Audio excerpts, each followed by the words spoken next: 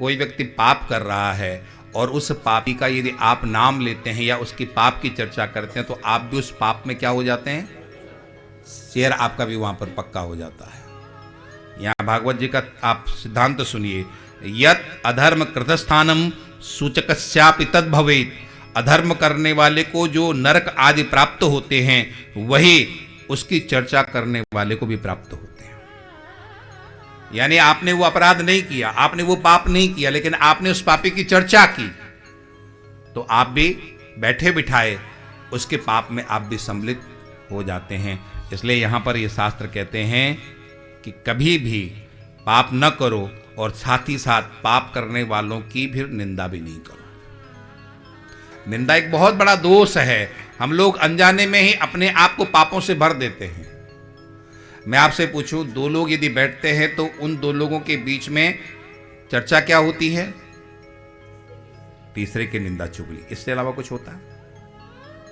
अब आप लोग कोई भी हार नहीं कर रहे हो, लेकिन बात यही है। दो लोग बैठे हैं, दो लोगों के बीच में चर्चा क्या होगी? तीसरे की निंदा चुगली। हम लोग सावधान रहें। यत अधर्म कृतस्थानम सूचकस्यापि तद भवेत्।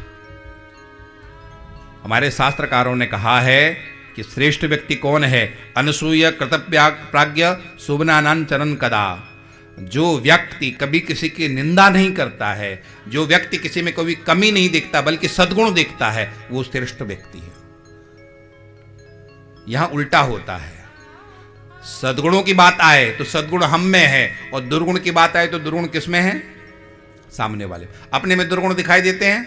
नहीं दिखाई। अपने में क्या दिखाई देते हैं? सद्गुण। और दूसरे में सद्गुण दिखाई देते हैं? नहीं। दूसरे में क्या दिखाई देते हैं? दुर्गुण दिखाई देते हैं। यहां शास्त्र कहते हैं अनसूय कृतप्रज्ञ शोभनान्यान चरण सदा। जो व्यक्ति किसी की निंदा नहीं करता है बल्कि उसके सद्गुणों का बखान करता है, वही श्रेष्ठ व्यक्ति है। तो हम किसी के सद्गुणों की चर्चा न करें, कोई बात नहीं, लेकिन किसी की निंदा तो भूल करके भी हमें नहीं करनी चाहिए। क्योंकि यदि हमने निंदा की, उसके पाप अपने आप हमारे अकाउंट में ट्रांसफर हो जाएंगे। उसके पाप ऑटोमेटिकली हमारे यहां ट्रांसफर, हमारे अकाउंट में चले आएंगे।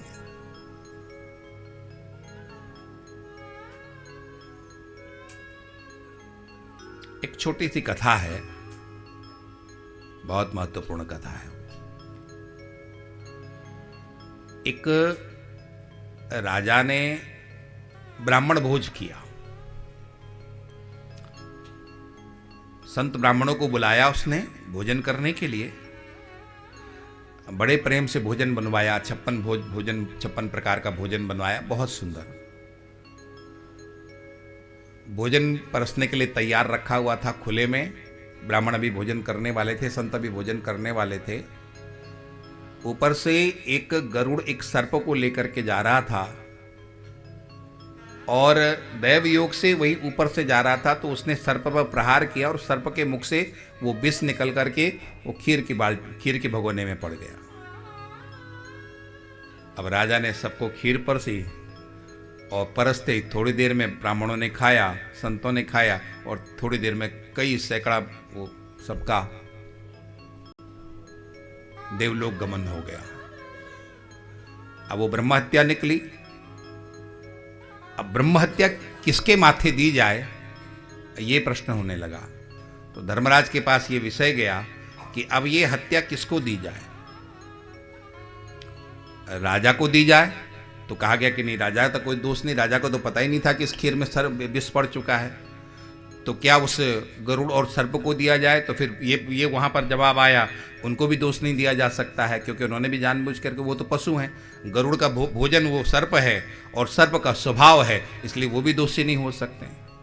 तो वो केस पेंडिंग में पड़ा हुआ था कि किस पर ये ब्रह्म हत्या का ये हत्या का अपराध किसके सिर डाला जाए। राजा के सिर डाला नहीं जा सकता है क्योंकि वो निरपराध है।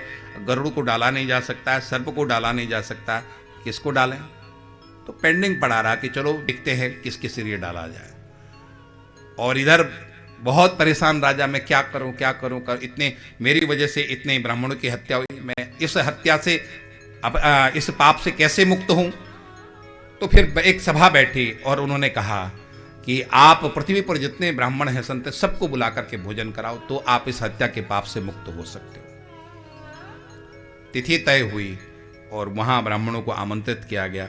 ब्राह्मण आ रहे थे तो वहीं रास्ते पर एक महिला थी।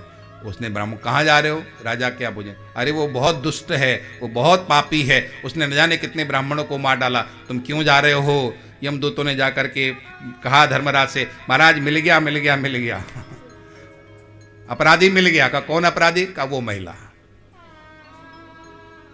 उसने अपराध नहीं किया, लेकिन अपराध की उसने चर्चा की, निंदा वहां पर की, और पूरा का पूरा दोष किसके माथे मर दिया गया? उसके माथे। यत अधर्म कृतस्थानम सूचकस्यापि तद भवेत्। हमने अपराध नहीं किया, लेकिन अपराध करने वाले किसी व्यक्ति के हम यदि चर्चा करते हैं तो उस अपराध का दोष हमारे ऊपर भी